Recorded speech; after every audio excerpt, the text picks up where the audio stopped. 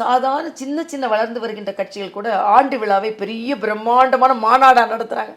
ஒரு அறைக்குள்ளே முடிச்சிட்டீங்க இல்லையா?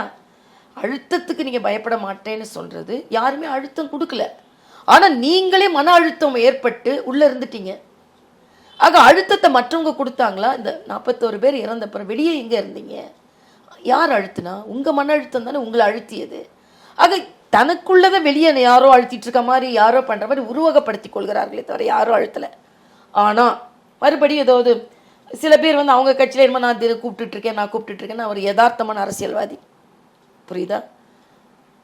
திமுகவை தோக்கடிக்கணும், உங்களோட கொள்கையும் அது, என் கொள்கையும் அதுதான். எப்படி பண்ண போறோம் அப்படின்னு தான் நான் கேட்கறேனே தவிர உடனே நான் கூப்பிடுறேன். நான் தான் சொல்லிட்டேன் ஏற்கனவே நாங்க பலமா தான் இருக்கோம் அப்படின்னு. ஆனா இந்த விமர்சனம் வைக்கிறீங்கல்ல விஜய் அவர்கள் மேல, இதெல்லாம் வந்து இந்த கரூர் சம்பவம் நடந்தப்ப வைக்கல பாஜக. நீங்க கூட இவ்வளோ வீரியமாலாம் வைக்கல. என்ன பண்ணாரு, இதை அழுத்தம் அப்படிலாம் வைக்கல. அப்போ ஒரு கூட்டணிக்கு அவர் வருவாரு அப்படிங்கிறப்ப அப்போ ஒரு இலக்கமா போறீங்க, ஒரு இணக்கமா போறீங்க. இந்த இடத்துல கூட்டணிக்கெல்லாம் இனிமே வாய்ப்பே இல்லைங்கும் போது டைரக்ட் அட்டாக்கா? இல்ல